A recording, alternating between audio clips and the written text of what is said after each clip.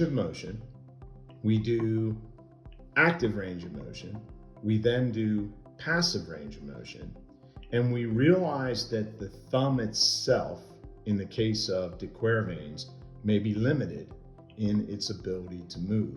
And as you think about the body's response, okay, to pathology of tissue and the laying down of the little fibrils that create like a scarring process within the hand, okay, what we look at is different techniques. Now we could use ultrasound, which we'll show you in another session. We could use point stim, which we'll show you also in another session.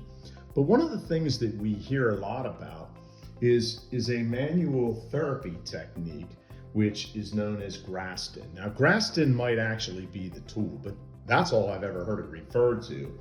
And it is basically known as a soft tissue instrument assisted mobilization.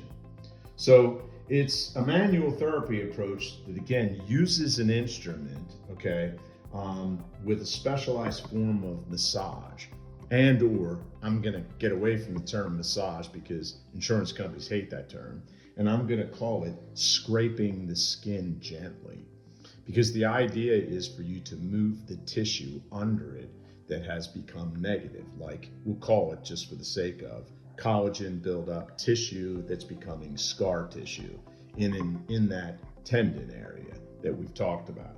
So so you're looking to break down the fascia and the tissue, okay, that's creating, you know, as part of the strained, the tendon, any of the muscle belly.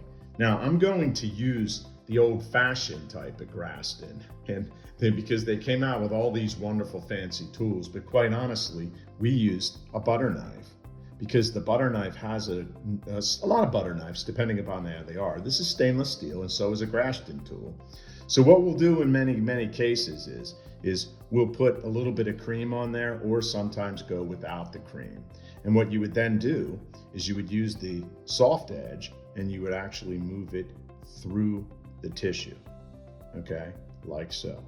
And what you'll hear sometimes is you'll hear like a little bit of grinding, okay, and it feels a little bumpy, and you'll actually hear it like right there. Oh yeah, there is. Now what you would do is you would do so many strokes, okay.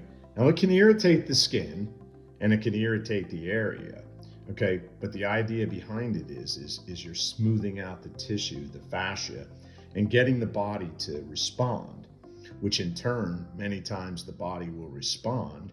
Okay, and look what I'm doing. I'm right over top of these tendons, right? Right down through it. Now there are, in all fairness to Graston, okay, there are beveled ends, there are ones that are rounded so it fits right around it. I've just gotten used to using these over the years, okay, where you just move with the tissue.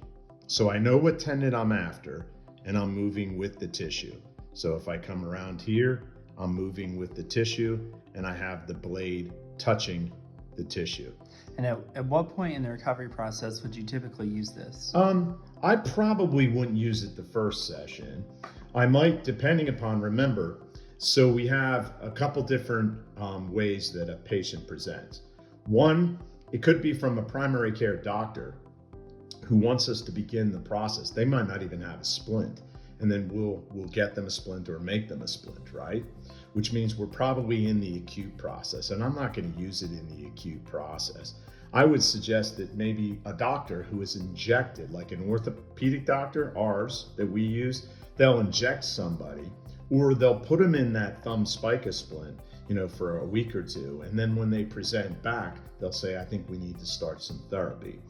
When they come in, we will do some type of moist heat or some type of ultrasound or point stim, and then we'll follow a lot of times with Graston. We'll use other techniques too. If you remember, we talked briefly about this type of technique, which is basically going to be working and could, you know, you could be in and around the area, and I would do on the tendon a circular massage. And this is all for the internal scarring, is that right? All for scarring. Now this here can be used, okay? We do a couple different areas or a couple different types of scar massage, and I'll explain that. One of the things that you would do initially, and we always do, is we always do circle massage. Okay, so it's circular.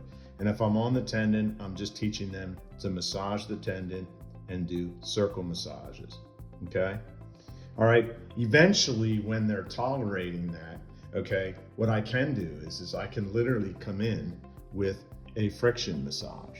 Okay, and the friction massage would be taking and pushing the tissue like so. Now, it really depends on what I'm up against. If I'm up against somebody who just isn't getting better and it's really bad, then I am going to do some friction. I am going to do some ultrasound.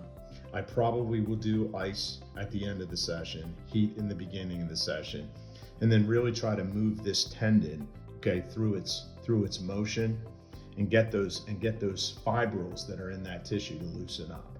So that's kind of why we do it. So those would be considered manual therapy techniques, okay? And we would bill that under manual therapy.